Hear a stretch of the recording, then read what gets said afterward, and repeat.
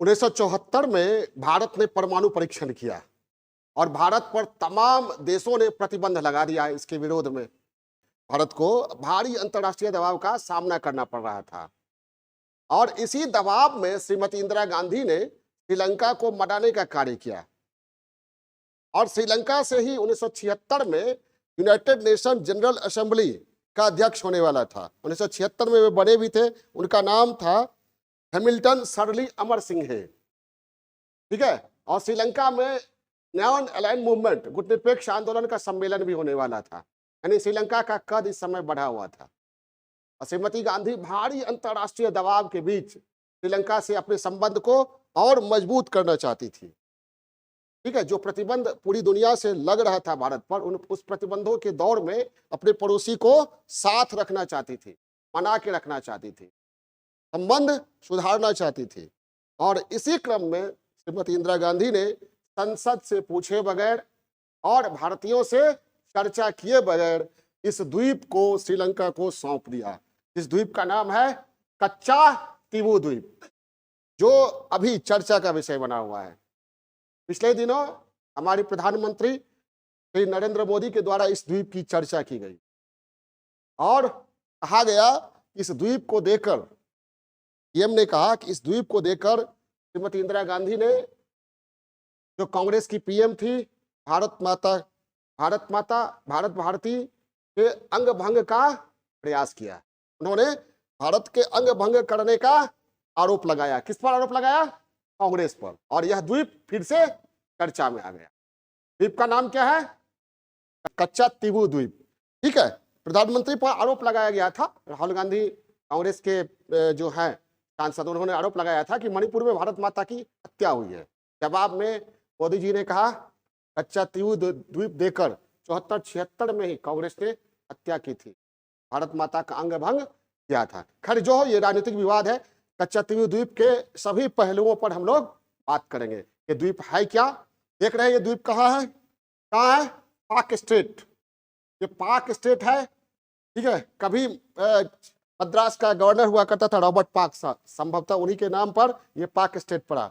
ये अरब सागर और बंगाल की खाड़ी को जोड़ने वाला पाकिस्तान और श्रीलंका के बीच का ये समुद्री क्षेत्र है और उसी में कई द्वीप है, जिसमें एक द्वीप का नाम है कच्चा तीवू द्वीप, ठीक है। 14वीं सदी में ज्वालामुखी विस्फोट से इसका निर्माण हुआ था। ऐसे हुआ था ज्वालामुखी विस्फोट से, और 285 एकड़ में यह फैला हुआ है। कितना? 285 एकड़ में फैला हुआ निर्जन द्वीप है। इस पर एकमात्र आर्किटेक्चर है, ये सेंट एंथोनी चर्च है, ठीक है। मात्र एक बसावट है, सेंट एंथोनी चर्च है, जिसमें श्रीलंका और भारत के लोग, कैथोलिक समुदाय के लोग चर्च में वर्ष में एक बार प्रार्थना के लिए जाते हैं। और ये कच्चा तीवू द्वीप जब श्रीमती इंदिरा गांधी ने दिया, उस समय कहा गया कि रणनीतिक दृष्टिकोण से यह द्वीप महत्वहीन है, एक चट्टान मात्र है। लेकिन कच्चा तीवू द्वीप चट्टान मात्र नहीं था, यह श्रीलंका और भारत के मछुआरों के आजीविका का आश्रय स्थल था। यहाँ श्रीलंका और भारत के तमिलनाडु, केरल के मछुआरे रुकते थे, जाल सुखाते थे, मछली पकड़ते थे, यानी उनकी आजीविका, उनका जीवन ही इस पर टिका हुआ था। किस पर? कच्चा तीवू द्वीप पर। इसलिए श्रीमती गांधी के देने के बाद भी आज तक तमिलनाडु में कच्चा तीवू द्वीप जो है राजनीतिक मुद्दों में चर्चा में रहा है और यह मुद्दा सुप्रीम कोर्ट तक गया। कहां तक गया? सुप्रीम कोर्ट तक गया, ठीक है। हम हर एक पहलू पर बात करेंगे, ठीक है। पर लिखते हुए चलते हैं हम लोग, कच्चा तीवू को समझते हुए। ओके, कच्चा तीवू,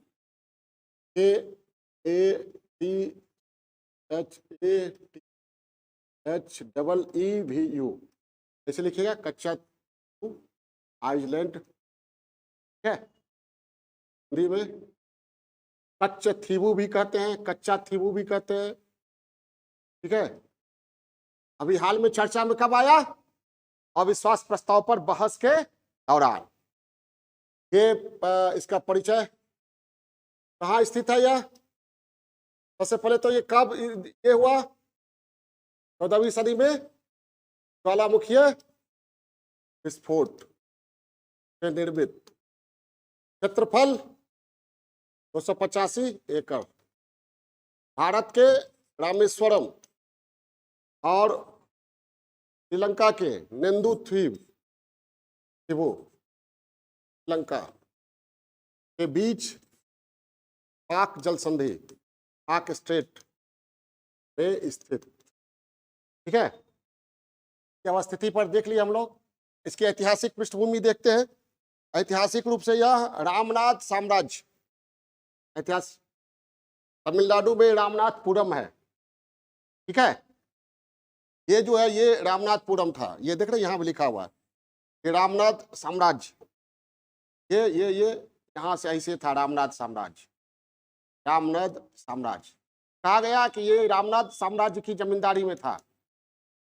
ठीक है, रामनाथपुरम जो आज है, तमिलनाडु के राजनीतिक दल कहते हैं ये रामनाथ साम्राज्य की जमींदारी में था। कौन? कच्चाथीवी द्वीप। ये कच्चाथीवी पर भारत का अधिकार है। ऐतिहासिक तो समझ गए, ये इसका हिस्सा था रामनाथ साम्राज्य। रामनाथ साम्राज्य कहाँ विकसित हुआ था? भारत का हिस्सा। फिर मद्रास प्रेसिडेंसी का भाग बना ब्रिटिश काल में, और ब्रिटिश काल में भी, और उसके बाद भारत श्रीलंका के बीच इस द्वीप के स्वामित्व को लेकर विवाद स्थिति रही। द्वीप का थोड़ा सा महत्व देख लेते हैं। मछुआरे, भारतीय मछुआरे जो तमिलनाडु के हैं एवं श्रीलंका, भारत एवं श्रीलंका दोनों के मछुआरों की आजीविका का आधार तटवर्ती राज्य तमिलनाडु, केरल की इकोनॉमी के लिए महत्वपूर्ण, क्योंकि मछुआरे इस द्वीप पर जाल सुखाते थे, द्वीप को बेस के रूप में इस्तेमाल करते थे और मछली पकड़ते थे। तो जो तमिलनाडु केरल की इकोनॉमी में कच्चाथीवी द्वीप का बहुत ही महत्वपूर्ण है। वही मत्स्य पालन, और मत्स्य पालन से जुड़ा हुआ बहुत सारी गतिविधियां हैं, भी बहुत सारी गतिविधियां तो महत्वपूर्ण। यहाँ एक सेंट एंथोनी चर्च है, धार्मिक यानी धार्मिक दृष्टिकोण से भी महत्वपूर्ण है, धार्मिक सांस्कृतिक दृष्टिकोण से महत्वपूर्ण। और तमिलनाडु की पार्टियां आज तक कहती रही हैं, तमिलनाडु के हित को ध्यान में रखे बगैर, तमिलनाडु के मछुआरों लोगों के हितों को तिलांजलि देते हुए श्रीमती गांधी ने कच्चाथीवी द्वीप श्रीलंका को सौंप दिया।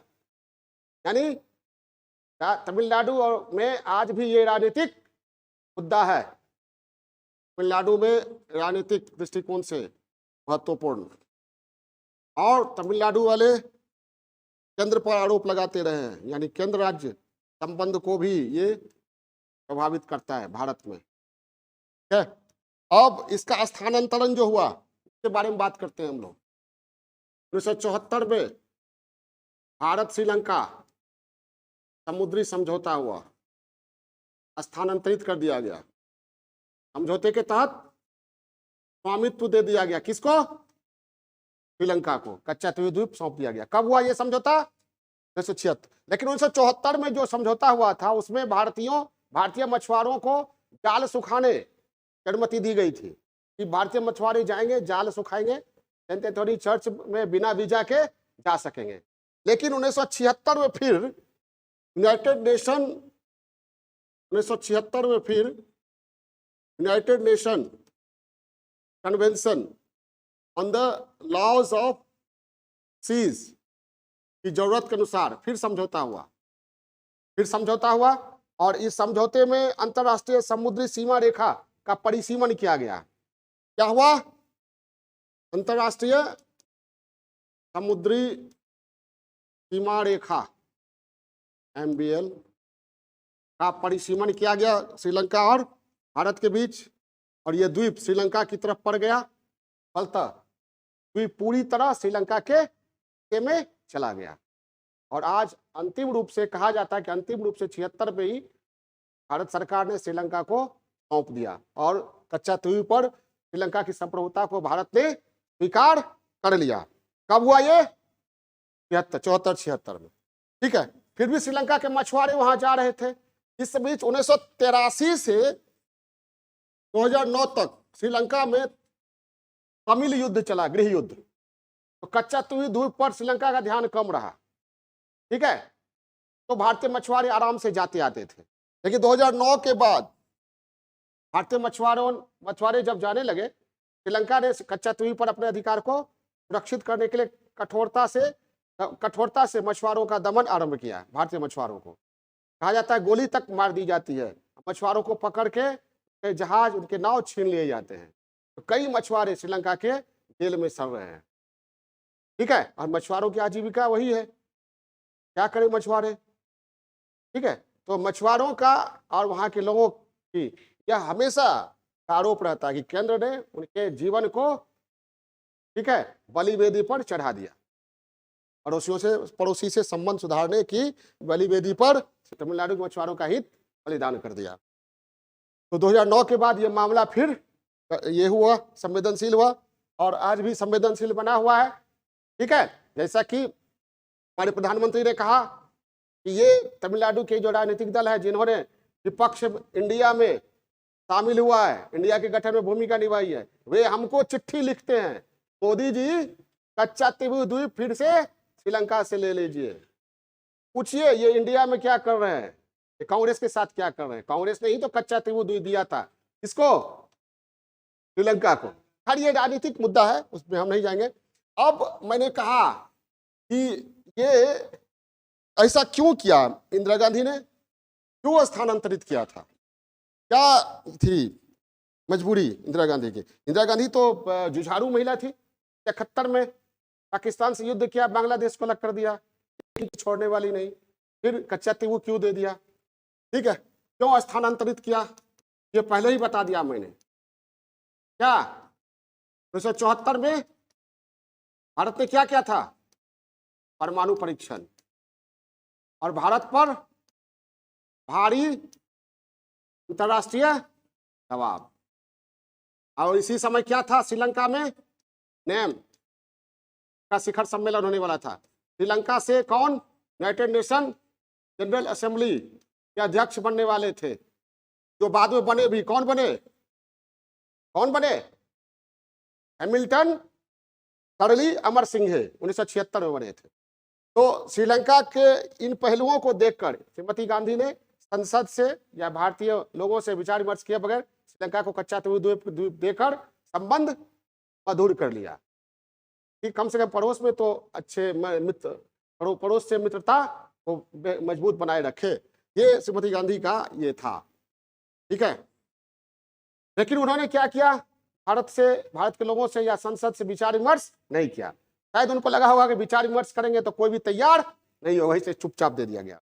अब क्या किया गया, न तो संसद का अनुमोदन लिया गया और न ही संविधान संशोधन किया गया। अब यहां पर इस स्थानांतरण को तमिलनाडु की पार्टियां कहती है ये अवैध है। अवैध कैसे माना जाता है, कैसे माना जाता है, स्थानांतरण अवैध है कैसे, क्यों कहा जाता है। तो याद रखिए, बेड़ूबाड़ी मामला ये 1960 में सुप्रीम कोर्ट ने कहा था कि कोई भी क्षेत्र दूसरे देश को देना है, भारत को, क्षेत्र स्थानांतरण, तो कैसे हो सकता है, संविधान संशोधन एवं संसद के अनुमोदन से, ठीक है। तो कहा जाता है, तमिलनाडु की पार्टियां कहती है कि इस स्थानांतरण में, कच्चा तिबू को देने में ना तो संसद का अनुमोदन लिया गया और ना संविधान संशोधन किया गया, यानी ये जो दिया गया वह क्या है, अवैध है। और इसको तमिलनाडु की पार्टियों द्वारा, खासकर जयललिता के द्वारा सुप्रीम कोर्ट में चुनौती भी दिलवाई गई। सुप्रीम कोर्ट में इसको चुनौती भी दी गई, किसको, कच्चा तिबू द्वीप जो सौंपा गया, ठीक है। और तमिलनाडु के विधानसभा से प्रस्ताव भी पारित किया गया कि कच्चा तिबू द्वीप फिर से वापस लिया जाए। क्लियर है।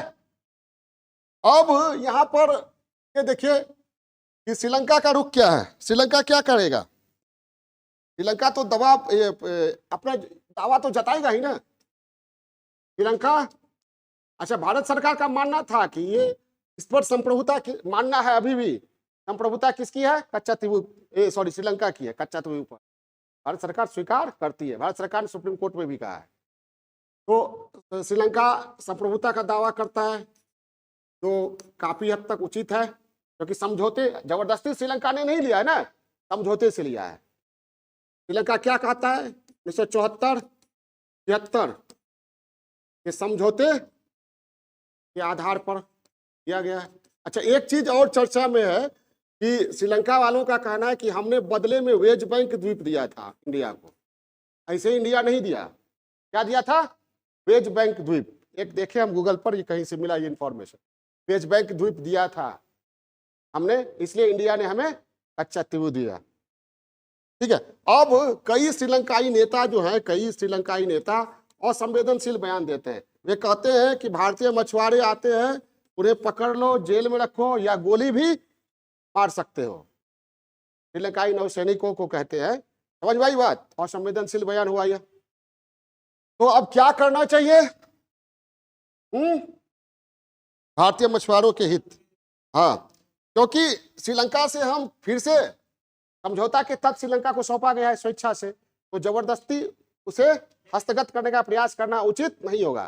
खासकर इसलिए उचित नहीं होगा क्योंकि चीन की जो पॉलिसी है, स्ट्रिंग ऑफ पर्ल्स की पॉलिसी, वो सफल हो जाएगी। श्रीलंका चीन के खेमे में पूरी तरह जा सकता है अगर हम ऐसा प्रयास करते हैं। और ऐसा प्रयास करते हैं तो विश्व की और भी शक्तियां यहाँ पर हस्तक्षेप, अमेरिका या यूएनओ हस्तक्षेप कर सकता है, क्योंकि समझौते से हुआ ना, श्रीलंका ने जबरदस्ती अधिग्रहित नहीं किया है। क्लियर है? तो क्या होना चाहिए? तो इसका रास्ता क्या है भाई?